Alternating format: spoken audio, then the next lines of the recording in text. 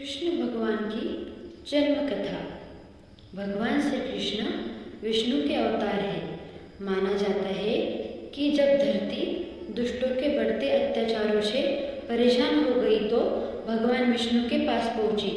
भगवान विष्णु ने धरती को आश्वासन दिया कि वे पृथ्वी पर स्वयं अवतरित होंगे और उनके कष्टों का निवारण करेंगे। जन्माष्टमी कब और क्यों मनाई जाती है? भाद्रपद कृष्ण अष्टमी को श्री कृष्ण जन्माष्टमी कहते हैं, क्योंकि यह दिन भगवान श्री कृष्ण का जन्म दिवस माना जाता है। भाद्रपद कृष्ण अष्टमी तिथि की घनघोर अंधेरी आधी रात को रोहिणी नक्षत्र में मथुरा के कारागार में वसुदेव की पत्नी देवकी के गर्भ से भगवान श्री कृष्ण ने जन्म लिया था। यह तिथि उसी शब्द घड़ी की याद दिलाती है और सारे देश में बड़ी धूमधाम से मनाई जाती है। द्वापर युग में भोजवंशी राजा उग्रसेन मथुरा में राज्य करता था।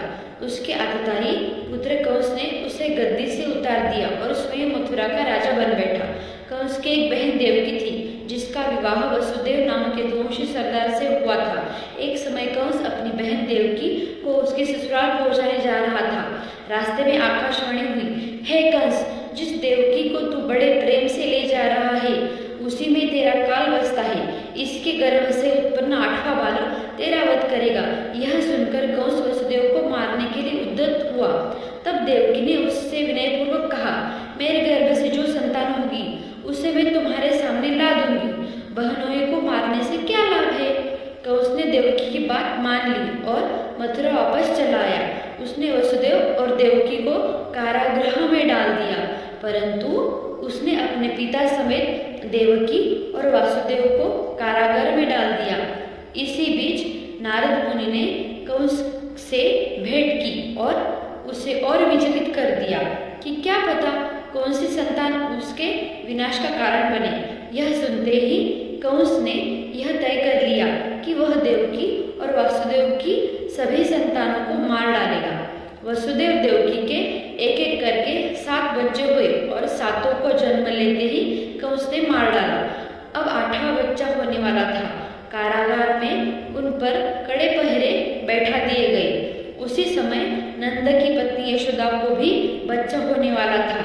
उन्होंने वसुदेव देवकी के दुखी जीवन को देखकर 8वें बच्चे की रक्षा का उपाय रचा। जिस समय वसुदेव देवकी को पुत्र पैदा हुआ, उसी समय संयोग से यशोदा के गर्भ से एक कन्या का जन्म हुआ, जो और कुछ नहीं सिर्फ माया थी। जिस कोठरी में देवकी वसुदेव कैद थे, उसमें अचानक प्रकाश हुआ और उनके सामने शंख चक्र गदा पद्म धारण के चतुर्भुज भगवान प्रकट हुए। दोनों भगवान के चरणों में गिर पड़े। तब भगवान ने उनसे कहा, अब मैं पुनः नवजात शिशु का रूप धारण कर लेता हूँ। गोकुल मंडल के मुखिया नंद और उनकी पत्नी यशोदा भी उनके कष्ट से बहुत दुखी थे।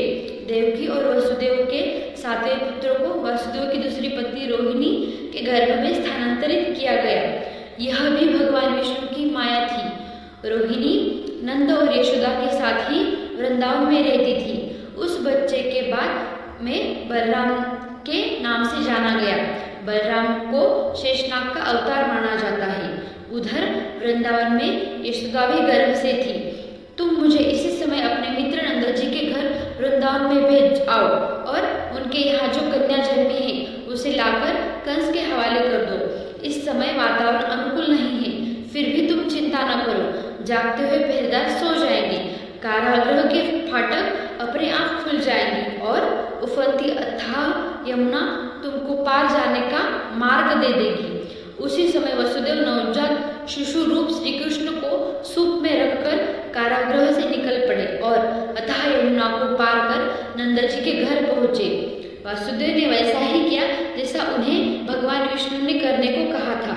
जैसे ही देवकी ने नन्हे कृष्ण को जन्म दिया, वसुदेव उन्हें एक टोकरी में रख वृंदावन के लिए निकल पड़े।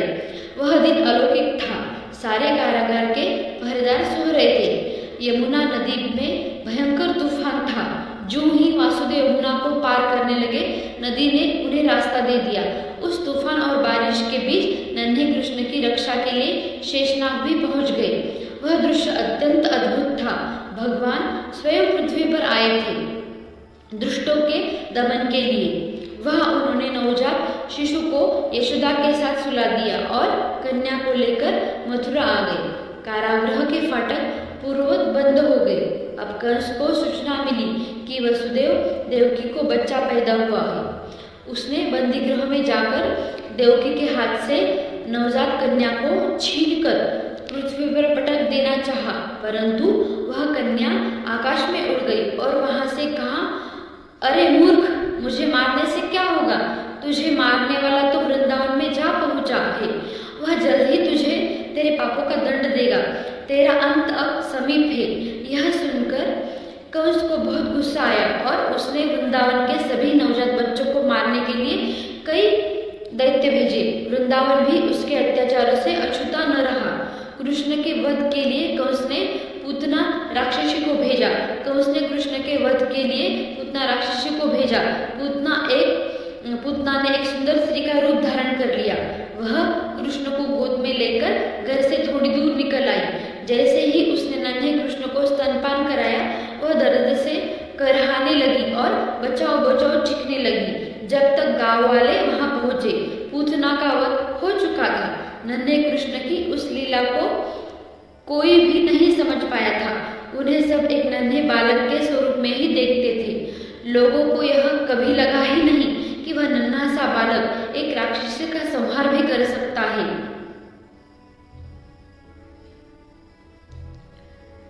श्री कृष्ण बाल लीला। भगवान श्री कृष्ण की बाल लीला का वर्णन किए बिना उसके जन्म की कथा अधूरी है। उन्हें प्यार से माखन चोर भी कहा जाता है। मक्खन उन्हें बहुत प्रिय था और उसे चुराकर खाने से जैसे उसका स्वाद दुगना हो जाता था। वृंदावन की सभी औरतें मक्खन को कृष्ण और उनके सखाओं से डर से छुपा कर रखती थी, परंतु वो भी काम कहाँ थे। चाहे जितने भी दूर हो मक्खन की हांडी, वो उसे ढूंढ ही लेते थे। सारा वृंदावन कृष्ण की माया में डूबा हुआ था। हर कोई प्रेम और सुख से जीवन व्यतीत कर रहा था। भगवान श्री कृष्ण ने बालक रूप में कई लीलाएं रची और बड़े बड़े दैत्यों और दानवों का वध किया। भगवान कृष्ण ने 16 वर्ष की उम्र में कंस का भी वध किया और उनके पिता और अपने नाना उग्रसेन को मथुरा का राजा घोषित किया। श्री कृष्ण का कालिया दमन।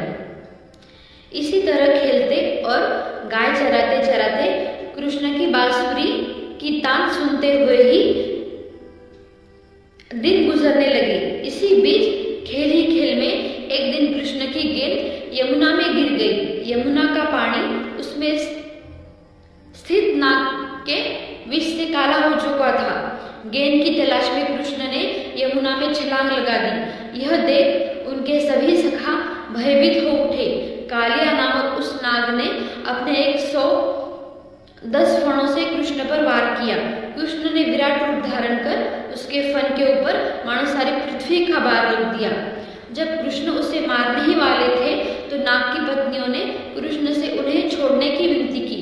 कृष्ण के स्वरूप को जान कालिया नाग ने भी उनसे क्षमा याचना मांगी और यह विश्वास दिलाया कि वह फिर कभी भी किसी को भी कोई क्षति नहीं पहुंचाएंगे। तब कृष्ण ने उसे क्षमा कर दिया। श्री कृष्ण के स्वरूप की अनुभूति। गोवर्धन पर्वत। एक घटना ऐसी भी घटी थी जिसके पश्चात सभी गांव वालों को कृष्ण के भगवान रूप का विश्वास हो चुका था। वह जान चुके थे कि ये कोई साधारण बालक नहीं है, यह स्वयं भगवान है जो इंसान के रूप में अवतरित हुए हैं। जब गांव वालों ने इंद्रोत्सव न मनाकर गोपोत्सव मनाने लगे तब इंद्रदेव बहुत क्रोधित हो उठे और उन्होंने पूरे गांव को नष्ट करने के लिए अत्यधिक वृष्टि करवा दी। चारों ओर पानी ही पानी था। जनजीवन अस्त व्यस्त हो चुका था। गांववासी त्राही त्राही कर रहे थे।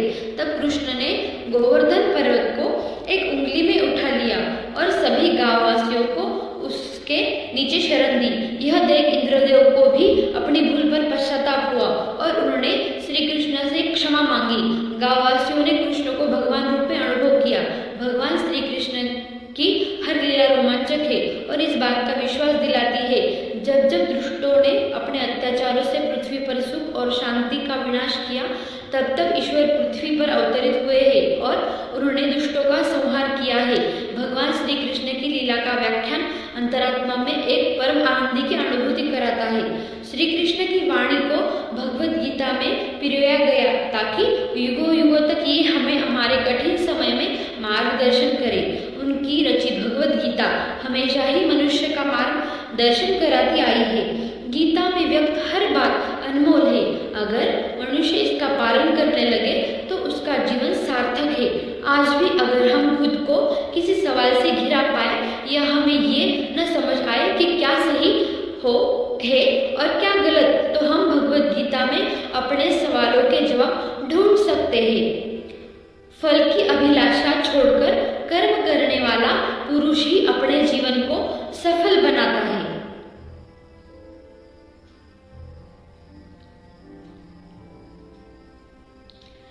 यह जानकारी भगवान विष्णु के कृष्ण अवतार के बारे में थी। यदि आपको ये कहानी अच्छी लगी तो इस वीडियो को लाइक, शेयर और इस चैनल को सब्सक्राइब करें। धन्यवाद।